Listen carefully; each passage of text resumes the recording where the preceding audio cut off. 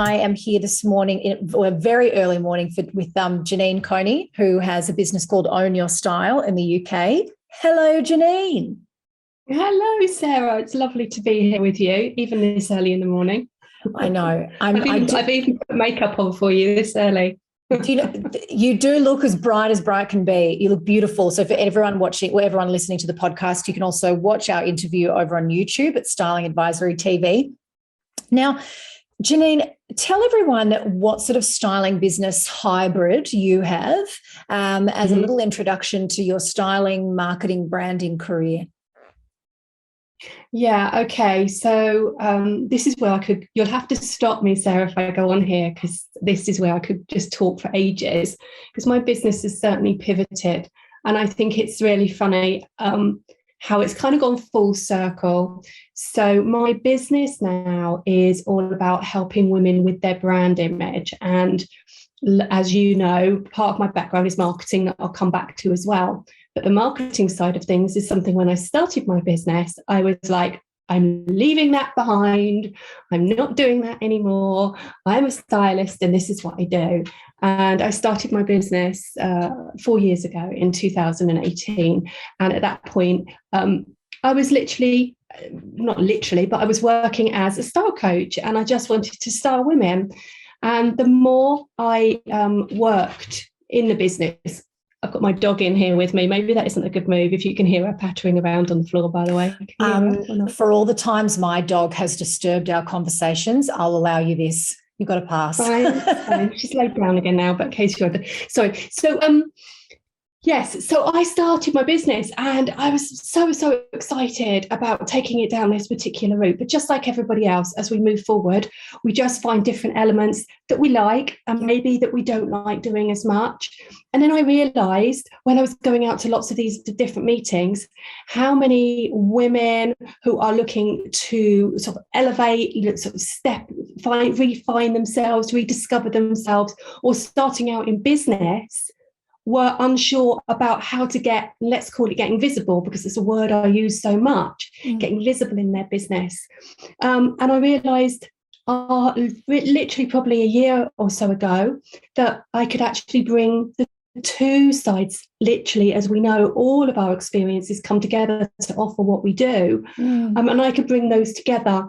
So yeah, that's my offering now, is actually really helping women get confident and visible in their own skin, their own brand, and in their business, to go out and feel like that confident person, be that most confident woman in the room, for instance, at that networking event or in a meeting, or those situations that, you know, you want to go into business, but you're a little bit apprehensive about all of those scary situations. So that's how my business model has really evolved over the years, from just starting out thinking, right, I'm going to be a stylist and I'm going to help people in their wardrobes, I'm going to take people shopping. In fact, although I do that, I probably feel, well, I definitely feel that what I do, the deeper work that I do with women up front, is more fulfilling for me and for them than if I was just to delve in their wardrobes or to take them shopping. So would you say that the clients that you're attracting are mostly business owners, you know, small business owners that not only need their image sort of refined or elevated or slightly tweaked, but they also need help with the selling part of their business, as in the confidence to sell their services and communicate their value? I would say at the moment it is 50-50, definitely between career-driven women who are looking, maybe they've got a new job, they're looking to elevate their style, they need to feel like that, you know, next level version of themselves, to use a cliche word that we hear all the time, as well as the women who are, you know, female entrepreneurs stepping into the world of business, not quite sure, because not everybody understands like marketing and what you need to do and the things that work, and consistency, which is a big thing, as you and I both know. You know, it doesn't all happen overnight. And sadly, some things we can all see and read now make it feel as if you're not an overnight success, or you're not making God knows how many thousands every single month, that you're not achieving success. So those are all sort of big things that I help people with. So many tangents I could go on, and for the interest of the listeners, I'm going to try and stick to a linear path here. Yes. Okay, so what I wanted everyone to hear is initially, what are the services that your clients are loving right now? And the reason I ask this question is not just a general question. I think it's important that we understand where the demand is in 2022 and beyond for personal styling services and the plethora of iterations that we see today. So what's your most popular service? My most popular service at the moment is my Ultimate Style program. Or style experience, as I really like to call it, to be honest with you, because I think it is more of an experience. Now, that can be down to two reasons. Number one, I think it is because it is the program that I love the most in my services. Yeah. And as it's the one that I love the most, I think it's always the one that you probably promote the most and you promote most authentically and naturally. So people are going to feel pulled towards that particular program. That one, and because it's a complete service, as I think I've said to you before, I just feel that every client I work with goes through such a transformation, and that's, I know, another cliche word that we use in styling. But for me, the quick win kind of stuff just doesn't feel as fulfilling, and it doesn't ever feel as fulfilling for clients. For instance, when I started, I would do colour analysis on its own. And please don't get me wrong, if anybody does that, that's fine, down to them. Everybody finds their own way, and that's cool. But for me, I found that then clients they don't just ever want to know what colours they can wear. They want to know how they can wear them and how it should work in their wardrobe. But then I noticed that there was a gap there where they probably hadn't sort of delve deeper to really understand what their style is and how they want to be seen and how they want to be remembered. So when somebody comes for an individual service, to me, it just doesn't fulfill the sort of deeper need. And I felt that they were going away and possibly then thinking, oh, I want to know this now, I want to know that. So I always explain to people kind of what they would get from the full transformation. Because for me as well, if I just take somebody shopping, I need to know so much more about them. I mean, I finished with a client yesterday who's been through the whole program, and she said, I can totally understand. If we'd have gone shopping straight away, I would have been making loads of different assumptions, very quick assumptions about her. And whereas when we went shopping, by the time we went, we had both. It's not me telling her anything. We draw it out together. And she understood what her style was. She understood what styles work for her. She understood what she would be looking for when she goes out shopping. And ultimately, that's what I want people to be able to do all that on their own without me. So it's a two-way process. And the transformation they get when they've been through that, to me, is fulfilling for them and emotional for them, very emotional for them, as well as it is for me. And that's what I love to do. It's a real challenge, isn't it? I think in our industry, or in your industry, I do the marketing, but not the styling, obviously. I say obviously because I've picked a jacket that squeaks every time I move, and I talk a lot with my hands, so I've brought some accompaniment. The challenge is I am your worst client because I'm very I like things quick and instant, and I need some everyone always hears me talk about I need jackets with sharp shoulders, I need high waist crop jeans, like where am I finding stuff?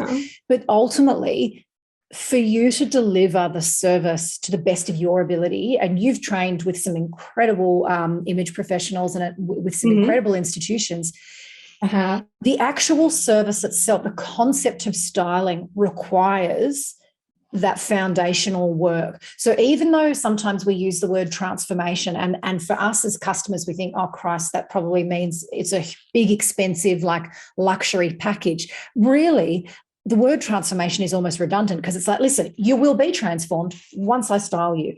Part of the styling process is that we uncover all of these things, whether it's proportion, body shape, colouring, style. So it's an interesting it's interesting that I know many of you stylists will have your ultimate styling package as your like a big core service, and then the individual services broken down as separate. Yeah. But, maybe it's just an inside knowledge thing, but as you said, it's very hard to deliver 100% to your ability unless you're given the opportunity to take them through that transformation from A to Z. I think it is. And I also think when you start as well, I felt like I needed to offer all the individual services. And don't get me wrong, they're still listed on one of my pages on my website, which is another thing, I contemplate, do I take that down? Don't I take that down? But ultimately, I suppose when you start talking to people and asking them what they want, which isn't any way that I start a conversation, actually. I don't ever say to them and ask them what they want, because I don't think when people come through, they necessarily know exactly what they want. It's about having that, whatever you call it, discovery call, and delving deeper.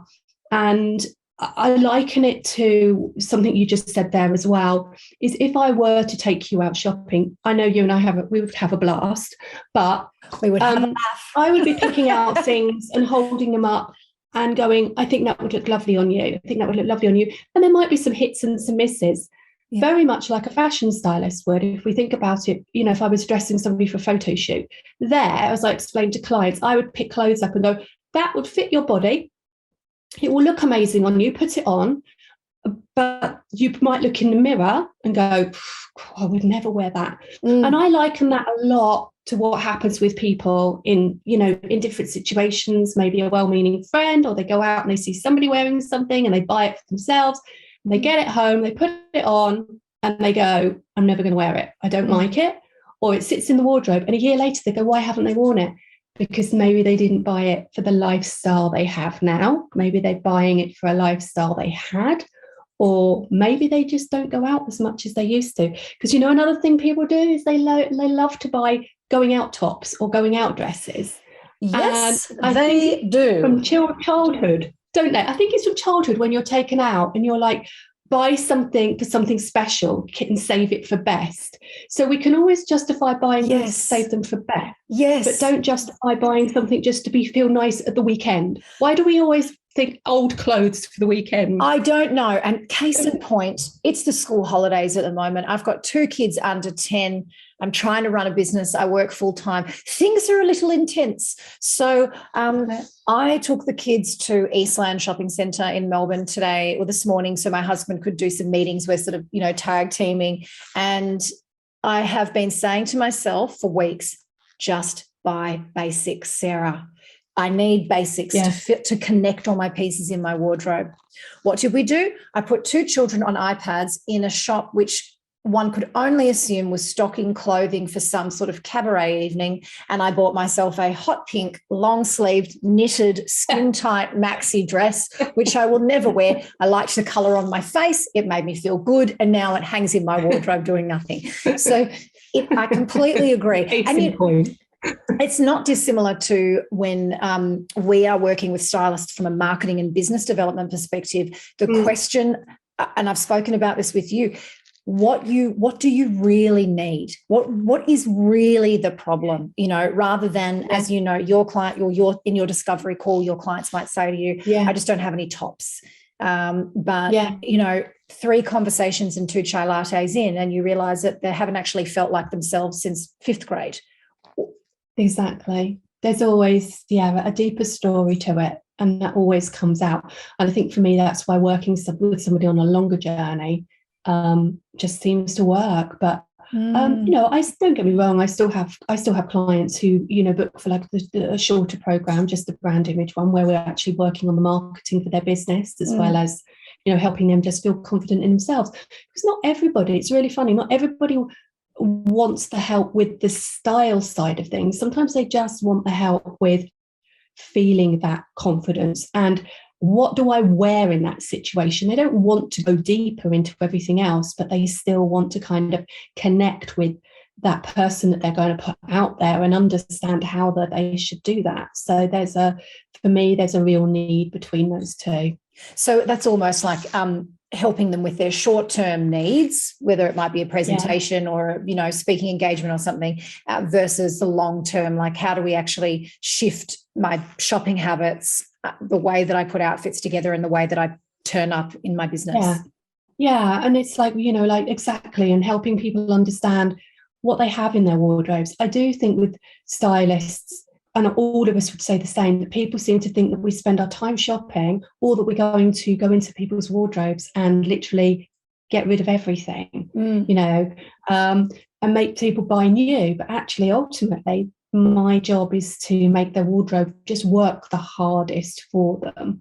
But for me, going forward, where I'm working is helping women pull those pieces out of the wardrobe that they've got and curate those pieces that they need for the lifestyle that they have in the job that they have, so that they feel amazing, rather than do a complete wardrobe overhaul. When I'm going into their wardrobes now, as I say, it's more about, right, what have you got? How can we make this work? What do we need to add to it? Well, I know you mentioned earlier about networking, and I do want to get onto that because this is a real, speciality of yours. But before we get into that as a marketing tactic, why don't you share with us the marketing platforms or tactics or strategies that have worked for you in terms of growing your audience online and attracting clients? Okay. Instagram. I started on Instagram before I even started my business. There's no quick growth plan to Instagram. I know people think there is. It's never been about buying followers. I know we all hear about that, but to me, that's like just the biggest no-no. And building authentic connections with the right people. I think there's a lot as well about understanding when you start out. This is a big marketing thing here. I might sound like I'm going on a tangent, but it's not. Of actually whether you want to be seen as an influencer or whether you're a stylist. And I do think probably to start with, I went a little bit too far down the route of influencer. Was I actually trying to sell clothes for Zara, for instance? Or am I trying to represent what I do to help other women? And I think that's a big marketing faux pas that can be made really, really easily. It doesn't mean you can't be an influencer in what you do, but actually, are you trying to sell clothes, or are you actually really just trying to promote your services? I've gone off on a tangent now, haven't I? No. Stay on that tangent and strap yourself in, because I want to clarify this point for our listeners. Go for it. That's a really, really interesting point. Explain to everyone the detriment of being positioned as an influencer. Okay, if you're an influencer, what will happen? It's amazing, don't get me wrong. And I've had some amazing opportunities in the past because of it, and I still do to a point. But you'll then connect with lots and lots of other stylists. Again, amazing. But your stylists aren't going to be your client, your ideal client. Other stylists, you connecting and commenting with, and you commenting on them and them commenting on you day by day. I know that's good for the algorithm, but it's not actually going to connect you with more clients. And I think you can end up going down this road and feeling as if a brand connects with you and very kindly offers to send you something for you to promote. That's lovely, but you've then got to fulfill that promotion for them. And then that's taking your mind away from promoting your own business or from your own, because everybody should have a plan, as we know. I'm big on 90-day plans rather than year-long plans. I mean, quite honestly, a year is, who knows what's going to happen in a year. I've always been like that. So you can end up going down that route. And, there's in shoes and beauty products and what have you, they don't pay the bills either. So as I said, I'm not knocking it at all if that's what people would want to do, but I've seen so many stylists who I think need to have that conversation with themselves and wonder why their business isn't going in the direction that they want to. When you look at your feed and think, is this coming across as a stylist with services that people understand what I do? Or am I wearing another lovely dress from whatever and saying, this is what I'm wearing today? There is a way to do that, as you know, and be a stylist to be able to, there are many people who do this beautifully, who can promote their services with the pieces. But what I'm saying is when you just turn up and you're just going, this is a dress from wherever. If you're talking about styling it in different ways, that's a whole different ballgame. But you get my point. Absolutely. Absolutely. I think you can do that. And then before you know it, you're down a route. And I'm only talking from experience here because I did it too, I think, in my first year, hands up to it. And I say that all the time to people that I mentor now as well. I did it too. And that's why I say to people, if you know what you are and where you want to go with your business, stay in your own lane and stay focused on what you want to do. Don't get caught in that kind of, oh, but I need to be doing that to be seen as being an expert in my field. I would confidently say that I think more time is wasted thinking about what we should be doing rather than a simple exercise of picturing a past client or picturing a potential client, literally as an actual person that you know, and going, what would they want now and how can I add value? It doesn't have to get more complicated than that. And I know for you, you've used Instagram for years. And LinkedIn, I think you mentioned was I use LinkedIn. Events also, my background is marketing and events management. I'm not going to deny that has obviously been, so helpful to me. I knew it would be when I started, but I didn't realize quite as much, certainly from the events management point of view, because holding events, running events doesn't worry me at all. And it's been one of the best ways for me to connect with people, to get the business in, and just to meet new people. And then word of mouth goes from there. I think the pandemic changed all of us massively and took everything online. But now as we're coming out of that more over here, then, the face-to-face meetings are picking up again. People love that true connection. People love coming into here and meeting me in my style studio rather than online. So the things are kind of going back a little bit to where they were before the pandemic, a little less online and a little bit more in person. So talk to me about networking events, because I haven't been to they're not my bag. And one of the wonderful reasons why I love doing this podcast is because everyone has their own methods that work for them based on what they enjoy doing in terms of marketing. And I know networking events have been great for you. But for many stylists, it's a very nerve-wracking, sweaty, pitted, shaking in the back room space to be. So what, pray tell, can they do? Don't sweat it. Number one is also pick.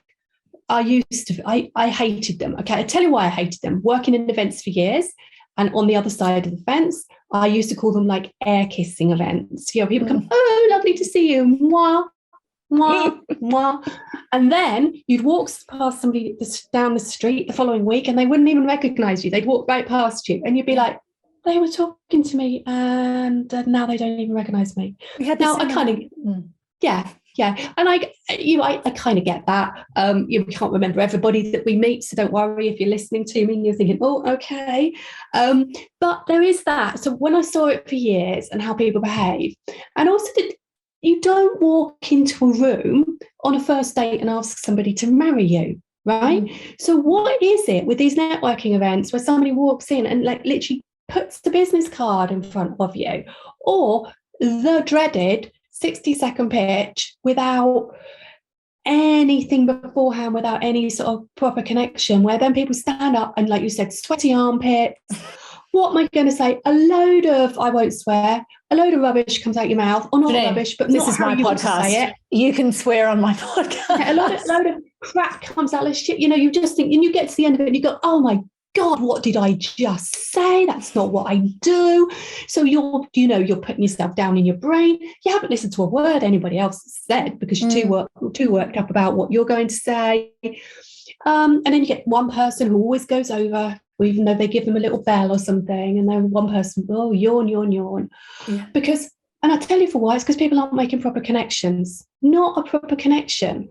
When you walk into a party or you walk into a room of people, you meet them, you do not walk in and go, hi, I'm la la la, and this is what I do. And, would you like to buy from me? You don't. So the way I approach networking events is as Janine. And I don't walk up to people going, hi, how are you? What do you do? Which is, I think, what people feel they need to do at networking events. I'm like, hi, how are you? And I just start a genuine conversation, not necessarily about the weather, but you know my point, just a genuine conversation, because that's when the genuine connections form. And then you're not so worried about going back. And yes, okay, we have to do those 60-second pitches. But the thing is with those as well is not to do what everybody else does, and to start off by saying something to somebody like, we all have to get dressed every day, for instance. How do you feel when you open your wardrobe up in the morning? Rather than starting with I'm so-and-so and I'm from this and this is what I do, which I think is what everybody's expecting. You start with something very different and sound more personable, and automatically the situation feels more relaxed. The other big thing is to go to networking events that feel right for you. There are so many of them now, aren't there? And some just aren't right. There are some I avoid and absolutely avoid, and I keep getting invited to. And I won't go because I know they're not right for me. My ideal client as such doesn't hang out, or my people that I want to hang out with, just like it's like being invited. Would you go out with a group of friends or a group of people you don't know, who you probably aren't your kind of people, you're not going to be friends with? It has to feel right. And you have to be authentic when you go. So be yourself is literally my biggest piece of advice for people, and take the pressure off yourself and take the pressure off feeling you've got to go and sell. Nobody wants to be sold to anymore. They just want to build a genuine connection. And when you build genuine connections, then things move on from there. So I'm wondering whether there's stylists listening that think, okay, so I can approach a networking event without the sort of intense focus on strategy, and rather view it as an opportunity to genuinely make new friends. Just approach it like that. Yeah. Okay. Now, I know you've got some mixed feelings about Facebook as a marketing tactic. What are we thinking there for you? I'm just a little bit fed up of all the groups that pop up. I mean, how many groups are we invited to be part of? Yeah. Working a Facebook group is hard work to keep it going. Now, if you've got a really good one that you are, you're active in all the time, then go you, brilliant, right? But when I get so busy and I'm juggling clients, so this goes back again to the whole influencer thing, and you're working with brands and different things. But when I'm working with my clients and my client work is number one. So then running the Facebook group and putting everything in the Facebook group and everything on Instagram and then on LinkedIn as well, it just takes so much of your energy. For me, I just find that people are saying to me as well that I'm just being honest, they're kind of a bit fed up with Facebook groups and not going in it as much. And social media for a lot of people after the pandemic is a bit like, I'm kind of done at the moment. It's just been so much of it. And I know there'll be people out there who probably listen and probably think, no, I love my Facebook group. It works amazingly for me. But that's the point. There is no hard and fast rule. There is no right and wrong. I think there is. Got to go with what works for you. You do. And there's a surplus of content, whether it's events, posts, videos, webinars, groups. Yeah. There's a surplus of content without heart and without relevance. So I would probably expand on your point by saying that whatever you choose to do, if it is not coming from a genuinely authentic place where you're also mindful of where the demand for your services are, what problem you're trying to solve, and if you're just doing it for the sake of covering all your bases. And a lot of people do that. It's exhausting. That's such a good point. Like I need to have, it's like I need to have a Facebook group or I need to have a membership group. You don't need to have a membership group. Membership groups are amazing, but it's not as easy as some people make it sound. You don't, to get hundreds of people into membership groups on a monthly basis. Again, there are so many of those out there. So, anybody listening, don't feel disheartened on that score, because I've seen it with so many people that I mentor as well who've started membership groups, and like, actually I haven't got as many people coming into it as I expected. And I think the same can come from a Facebook group, because there was so much noise out there now, and that's a terminology we use in marketing a lot. And there's so much going on, so many people are online, and you've got to find that one thing that makes your heart sing, that you want to sing, not sing, your heart sing, that you put your absolute passion into, and you want to be part of every day. So if you start a Facebook group and you don't really feel it, then you're not going to want to go into it and nurture it. Yes, and it just becomes another annoying thing on your to-do list. And people can pick that up. Just as you explained, in a networking event environment, people are picking up immediately, whether you're there straight up with your 60-second pitch, this is what I do, I just need to get my card in everyone's hands as quickly as possible. People can smell it, they can feel it, and they respond to it. Subconsciously, they respond to it. In the same way with your marketing. Yeah. People can read and feel and pick up on passion and excitement just as quickly as they can pick up on a kind of resigned, like, oh, crap, I've got to just punch out this email and get it done. Yeah. So it really then begs the question, what do you enjoy doing? Rather than what's the best thing to do, what do you enjoy doing? Where can you put the most passion and effort and love into it? Because people will pick that up and connect with you. And that's ultimately going to be a more sustainable marketing practice. Totally. And you talking about that, it always comes to mind as well as consistency, not going, I said earlier about staying in your own lane. So many people do something, and if it isn't an immediate success, or it doesn't change in 2 weeks, they think it's not working. Whereas, in marketing, it can take for up to 6 months for some plans to come about. Yeah, you might see some things explode. Well, that's a whole different scenario for people when that happens. Absolutely. But generally, that doesn't happen even in the real world. You might do if you've got millions, like brands like Coca-Cola and Virgin Atlantic to chuck at your marketing, but for the rest of us, we haven't. It's there has to be some realism here as well. It's like laser hair removal. You're going to have to go back for multiple treatments. It happens over a period of time. You don't just get one treatment and all your leg hair falls out, which is an unattractive analogy, but nothing is instant. Certainly not marketing. Advertising, yes. Marketing, organic content, no.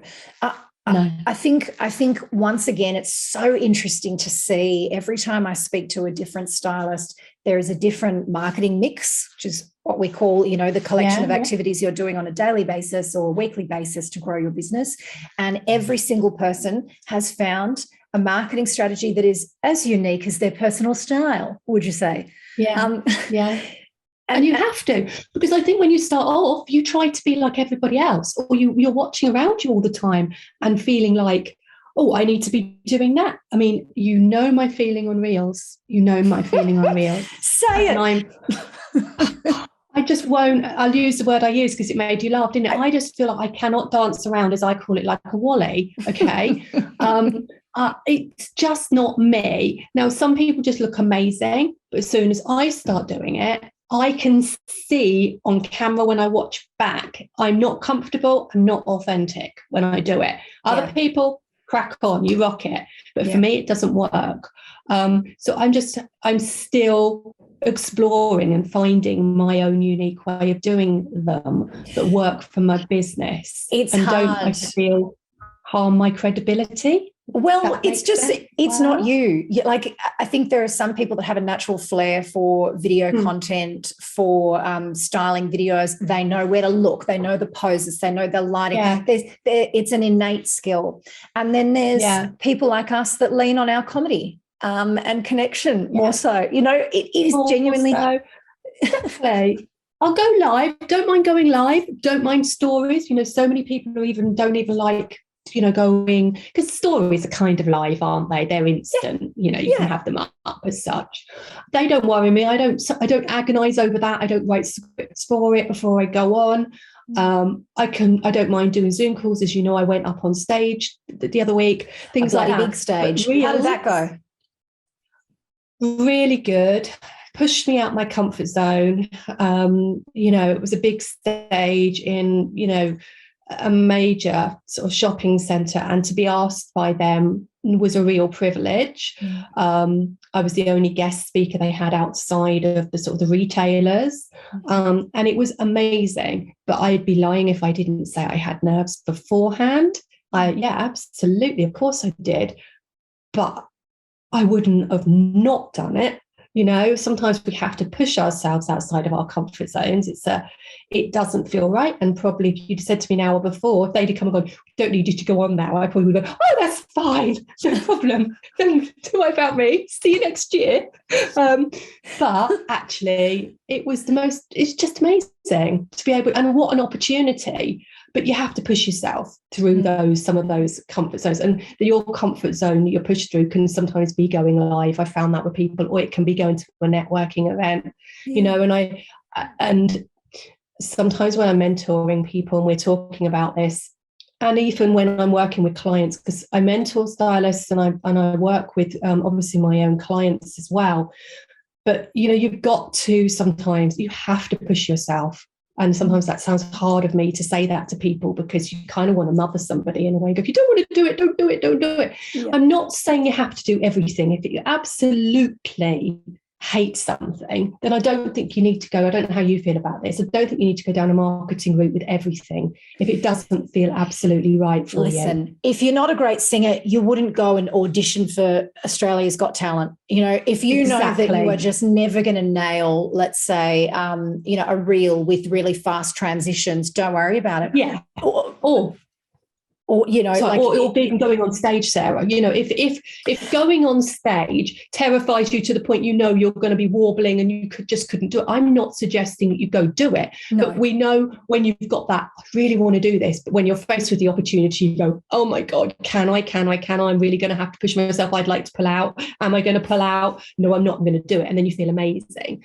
That's good. You have to push through those comfort zones. But I've seen a lot of people now as well, going back to you talking about Instagram and Facebook and things, who have actually decided to slow down their marketing and not be visible on those places, and actually go back to more traditional forms of marketing, of going out and actually meeting people, or just literally going through email marketing through their website, etc. So it goes back to everything that you've said today, Sarah, which is about making it authentic and true and right for you. But having a plan is one of the most important things. Otherwise, you are going on such a journey there that are you ever going to reach your destination if you don't have a plan to get there? I'd say no. You're absolutely right. Any last advice you would like to share with listeners who are genuinely struggling with their confidence in terms of selling themselves and their services? Selling, okay. I think go back to your why. Go back to your why you're doing it. Be true to yourself, and then find the way, the marketing tool that feels most comfortable for you, that's pushing you a little bit out of your comfort zone. So this isn't about hiding away, because I'm all about visibility. And as harsh as this might seem, you have to get visible in your business. You have to be consistent. And we all know that we can put a post out or we can put a reel out and it cannot do as well as we wanted it to. And that's when I see a lot of people think, I'm not going to do that then. It's not working for me. But you've got to keep going back and going back and going back. And then even when you think, I've done it more than that, go back again and do it again. Because not everybody is looking at everything we do every moment of the day like we think they are. And my other tip would be, remember to do what you do for your audience, for your ideal client, as you said earlier. Don't write it because you're worried about what other people will think. And I hear so many people who write that thinking, will I be judged for what I've written? Have I got the experience to put that out there myself, to write that myself? How will other people perceive it? Write as if you're writing for your ideal client, for that one person that you really want to connect with. and consistency. Just keep on doing it. Keep putting yourself out there and be true to yourself. You know, it might sound simple, but I think it's something that we can all fall off of the wagon of doing, because trends change. We see somebody else doing something. And as anybody who works with me know, and I've said it probably 3 times on here, is like, stay in your own lane. Just stay focused on what you're doing. And if that means not looking at other things for a while, what other people are doing, it's absolutely fine. Just keep doing what you do. People buy from you. People buy from people they know, like, and trust. And basically, people buy from people they like. Beautiful. Thank you so much for coming on the show today and for sharing all of your insights, my love. I really appreciate it.